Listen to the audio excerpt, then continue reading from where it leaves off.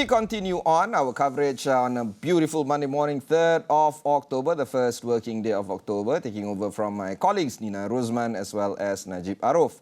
We now move on to the UK. This is because the British Finance Minister, Kwarteng, will vow today to stay the course with his planned tax cuts, but promised an ironclad commitment to fiscal discipline after a week of market turmoil in response to his growth package. At the start of the governing Conservative Party's annual conference, Kwarteng and Prime Minister Liz Truss has been forced to defend a plan that has failed to spell out the financing for deep tax cuts combined with an expensive package of energy subsidies. That lack of detail roiled markets, with the pound falling to record lows against the dollar and government borrowing costs soaring.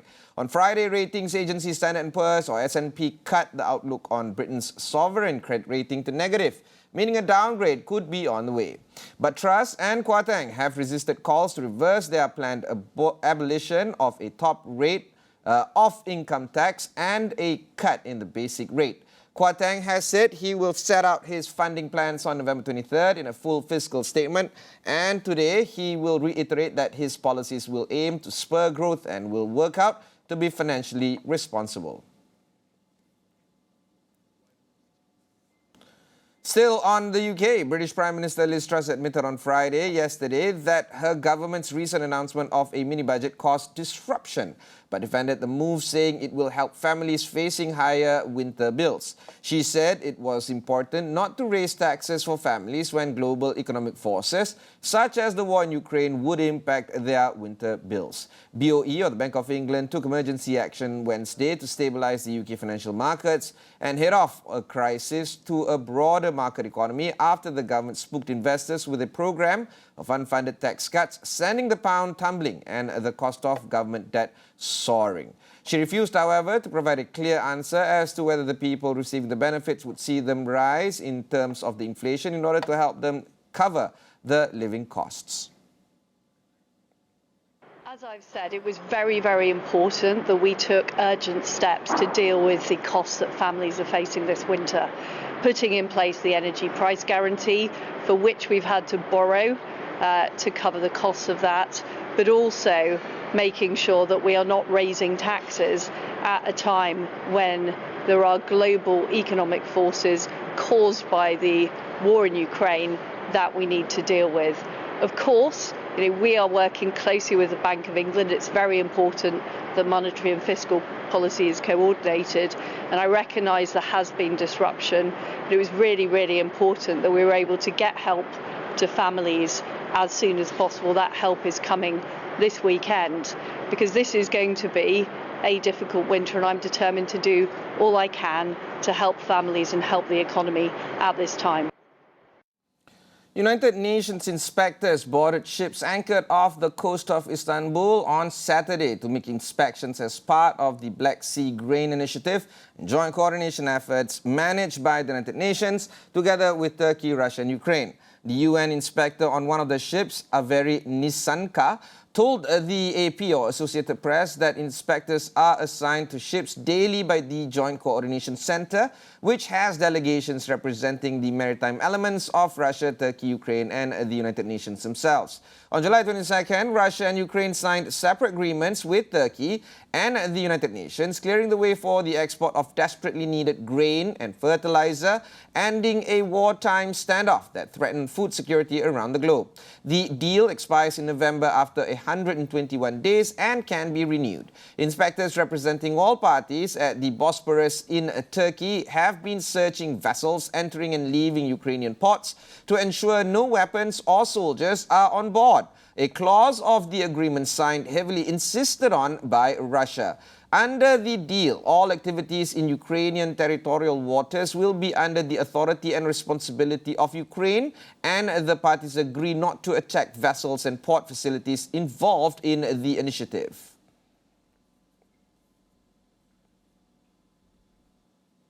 European Union energy ministers on Friday adopted a package of measures to soothe the energy crisis, including a windfall levy on profits by fossil fuel companies, but a deal on capping gas prices remained off the table. With energy prices skyrocketing across Europe and the Russian invasion of Ukraine, EU member countries reached a deal on proposals from the European Commission that the bloc's executive arm said could help raise $140 billion to help people and businesses hit by the crunch. The measures include a levy on surplus profits made by companies producing or refining oil, gas and coal.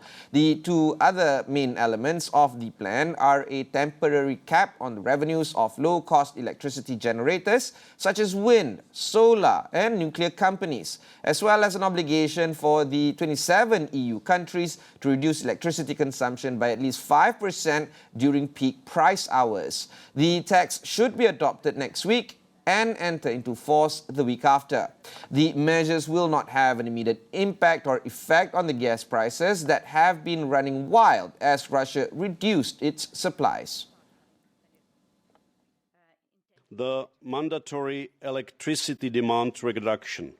The member states need to identify 10% of peak hours and reduce it by 5%. This will allow to lower consumption of the most expensive energy source, which is currently gas. Second, the cap on market revenues from inframarginal electricity producers. There are several energy sources with low production costs benefiting from the high gas prices. We agree to cap these profits mostly from renewables, lignite and nuclear energy on €180 per megawatt hour.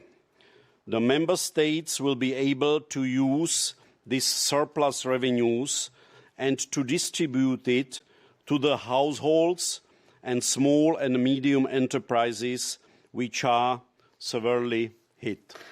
I am very glad to see that all measures remain mandatory, which ensures that they will also remain impactful. It is now crucial to implement these steps quickly so that they can start having the intended effect. Azerbaijan's President Ilham Aliyev said on Friday that a new gas pipeline between Azerbaijan and Bulgaria would ensure security for energy for Europe amid the fallout from Russia's invasion of Ukraine. Speaking at a news conference in Sofia after talks with his Bulgarian counterpart, Rumen Radev, Aliyev called a new gas interconnector with Greece a historic achievement and an opportunity for Azeri gas to reach Europe in larger quantities. The 182-kilometer pipeline will run from the northeastern Greek city of Komotini to Stara Zagora in central Bulgaria. The importance of the pipeline, which has been called a crucial south-north energy bridge, has significantly risen after Moscow decided to turn its natural gas deliveries into a political weapon. In late April, Russia cut off gas supplies to Bulgaria after it refused a demand by Moscow to pay gas bills in rubles, Russia's currency. Relations between the two former Soviet bloc allies have tanked in recent months, and last month Bulgaria ordered the expulsion of 70 Russian diplomats, triggering an angry response from Moscow.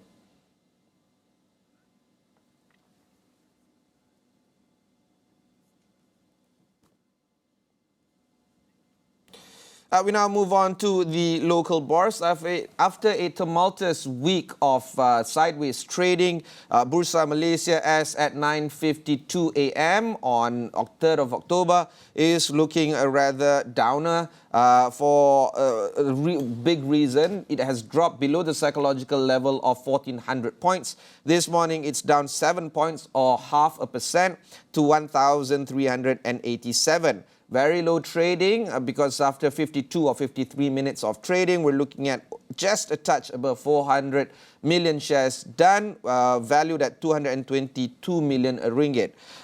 Losers outweigh gainers. Losers are at 402 counters, while gainers are looking at 147 counters. And mostly, we're talking about some of the key aspects of the local market being a little bit sluggish. Now, CGS-CIMB has published a statement saying that they expect budget 2023 to be neutral for the KLCI, and potential beneficiaries could be consumer, construction, property and tourism-related sectors. And in the past 13 years, KLCI posted returns of 0.5% 1 week before budget tabling.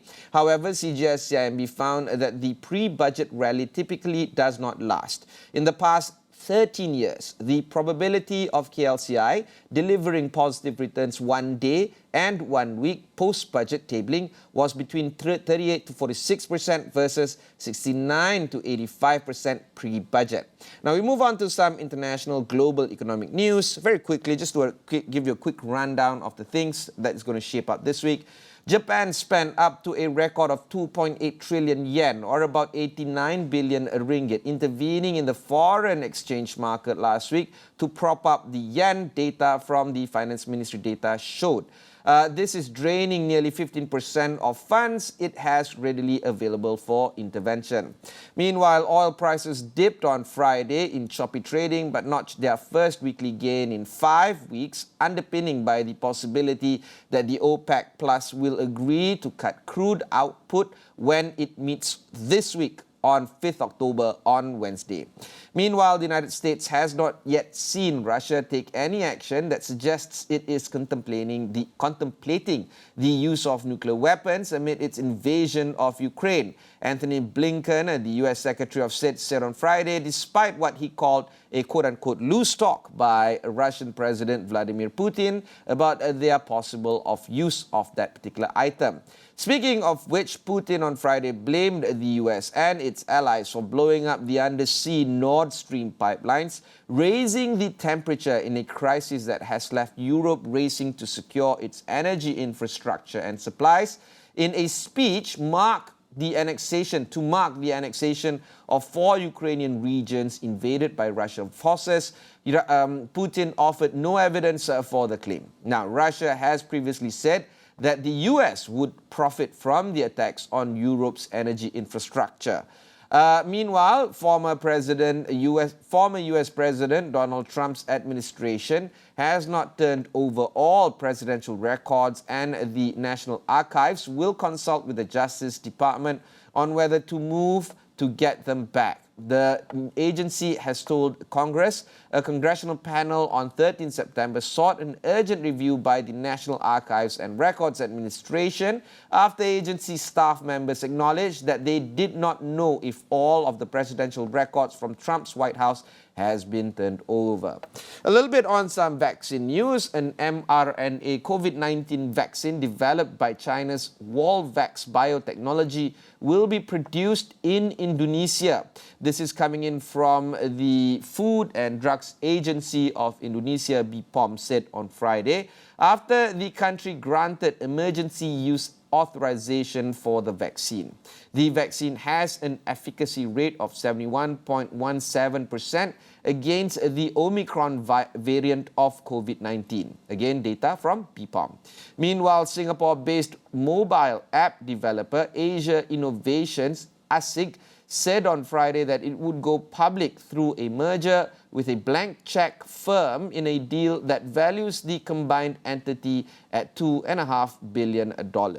Now we can move to some corporate news, and of course with corporate news a lot is going to be said about this week, considering that this week is going to be budget week. But one item that we need to look forward to is in terms of the impact towards some of the large corporates in Malaysia. PNB, for instance, has announced a record low income distribution of 3.75 cent per unit for its fixed price unit trust fund, Amanah Saham Malaysia 3. Now this compares with the 4 cent distribution of ASM 3 previously. Meanwhile, the upcoming budget 2023, again, is likely to be expensive, but it should not be overly so due to fiscal limitations. This is according to World Bank's lead economist, and of course, a lot will be said about that as well. We'll be covering the budget 2023 in extensive detail. Continue to stay with us. My colleagues Najib Arif and Haris Ashraf Hasnan is going to be covering this at length here on Astro AWANI throughout the day on the 7th of October. That's when the budget is going to take place. Again, mark your calendar, 7th of October. So do stay with us until then. Thank you very much. My name is Ibrahim Sani. I do wish you a fantastic week ahead and happy Monday.